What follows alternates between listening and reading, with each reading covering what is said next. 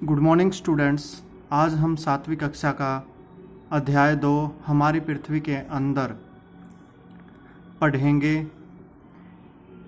इस अध्याय के अंदर हम पढ़ेंगे कि हमारी पृथ्वी के आंतरिक भाग में क्या क्या चीज़ें हैं या हमारा आंतरिक भाग कैसा है। इसके अंदर हम ये जानने का प्रयास करेंगे। तो देखिए, हमारी पृथ्वी एक गतिशील ग्रह है। इसके अंदर एवं बाहर निरंतर परिवर्तन होता रहता है।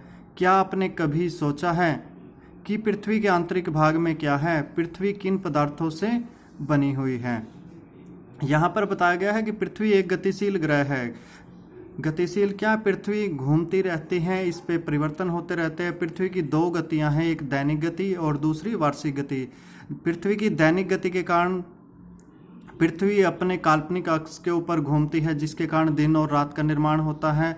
और पृथ्वी की वार्षिक गति के कारण वर्षों का निर्माण होता है, या एक साल, जब पृथ्वी सूर्य का एक चक्कर लगा लेती है तो एक साल बनता है। पृथ्वी के अंदर और बाहर परिवर्तन होता रहता है। हम देखते हैं किसान खेत में हल चलाता है, वो भी परिवर्तन करता है, या प्राकृतिक रूप से जब हवा चलती है तो इसका अगर हमें कार्य देखना है तो जब हवा चलती है तो रेगिस्तान के अंदर धूल को उड़ाकर बहुत दूर तक ले जाती है। जल है वो मिट्टी को पानी के साथ बहाकर दूर तक ले जाता है। क्या आपने सोचा है पृथ्वी के आंतरिक भाग में क्या है? तो वो हम जानने का प्रयास करेंगे। पृथ्वी का आंतरिक भाग, यहाँ पर एक चित्र दिखाया गया है पृथ्वी का आंतरिक भाग, जिसमें समझाने का प्रयास किया गया है पृथ्वी का आंतरिक भाग कैसा है। इसके बारे में हम अभी पढ़ेंगे। इससे पहले जान लेते हैं, यहाँ पर कुछ इंटरेस्टिंग फैक्ट है। क्या आप जानते हैं विश्व की सबसे गहरी खान दक्षिण अफ्रीका में स्थित है तथा इसकी गहराई लगभग 4 किलोमीटर है। तेल की खोज में इंजीनियर 6 किलोमीटर गहराई तक खोद चुके हैं। तो अगर पृथ्वी के अंदर की बात की जाए तो हमारे पास जो अभी तक के जो रिकॉर्ड है उनके अनुसार जो हमारी गहरी खान दक्षिण अफ्रीका में है, इसकी गहराई 4 किलोमीटर है। 4 किलोमीटर हम लगभग ये मानकर चलते हैं, अगर आप स्फीदों से हाट रोड पे कारखाना गांव तक जाते हैं, लगभग इतनी हम कह सकते हैं।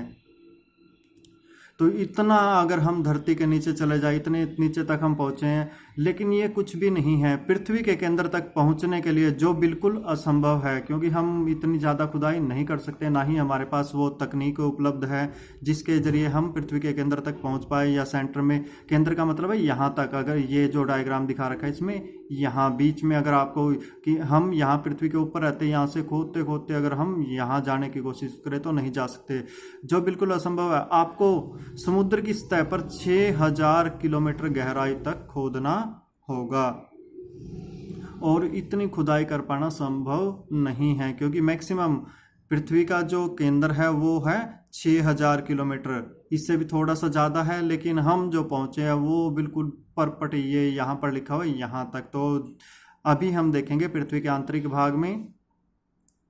पृथ्वी का आंतरिक भाग एक प्याज की तरह है। पृथ्वी भी एक के ऊपर एक संकेंद्री परतों से बनी है। जैसे प्याज के अंदर आप एक परत हटाओगे तो दूसरी आ जाती है, प्याज के जो छिलके होते हैं, उस तरह से हमारी पृथ्वी भी क्या है, वो कई सारी परतों से मिलकर बनी है। चित्र 2.1 ये दिखा रखा है यहाँ पर। इसमें अगर आप देखोगे तो पृथ्वी की जो सबसे ऊपरी परत है वो परपटी है, जिसके जो सबसे ऊपरी परत है जिसमें हमारा स्थल मंडल है। उसके बाद हमारी मेंटल आ जाती है, और उसके बाद फिर हमारा जो है वो क्रोड आ जाता है। इसको 2 भागों में बांटा गया है, बाह्य क्रोड जो इसका बाहरी भाग है, और आंतरिक क्रोड।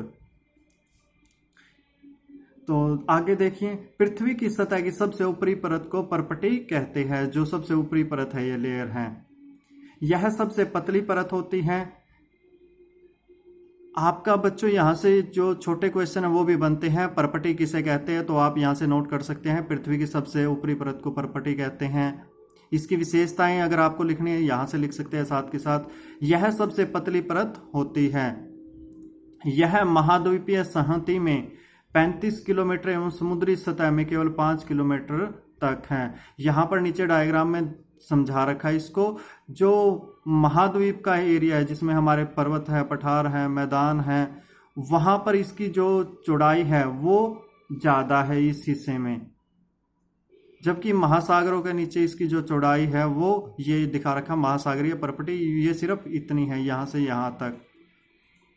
महाद्वीपों के नीचे इसकी जो गहराई है यहां से यहां नीचे तक तो काफी गहराई है इसकी।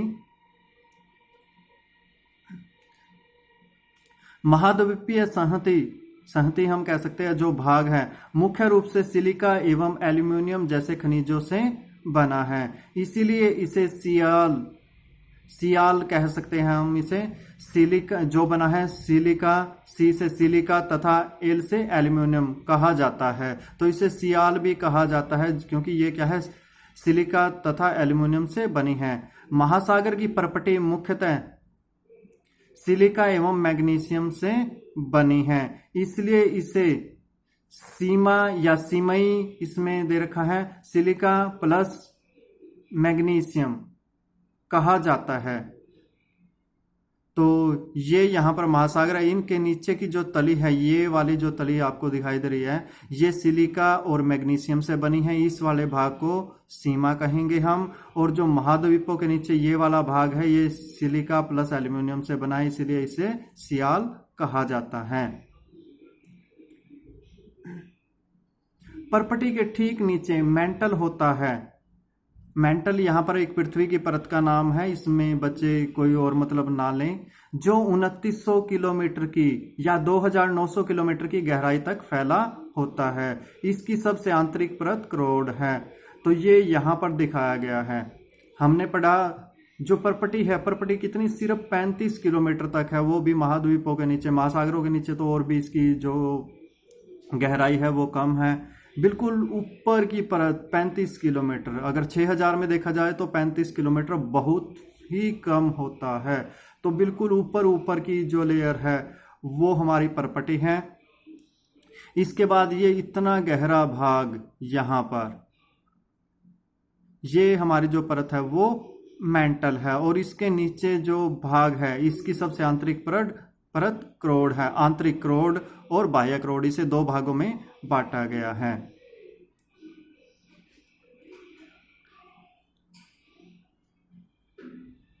हम बात कर रहे थे सबसे आंतरिक परत क्रोड की, जिसकी त्रिज्या लगभग 3500 किलोमीटर है। यह मुख्यतः निकल एवं लोहे की बनी होती है तथा इसे नीफे, निकिल तथा फेरस कहते हैं। केंद्रीय क्रोड का तापमान एवं दाब काफी उच्च होता है। तो हमने पृथ्वी की 3 परतों की जो है वो बात की है। यहाँ पर भूपर्पटी, इसकी जो गहराई है लगभग 35 किलोमीटर है। फिर हमने बात की मेंटल की जो गहराई है 2900 किलोमीटर है, और इसके जो सबसे नीचे परत है वो 3500 किलोमीटर। जो ये क्रोड है ये सबसे ज्यादा चौड़ाई वाली परत है।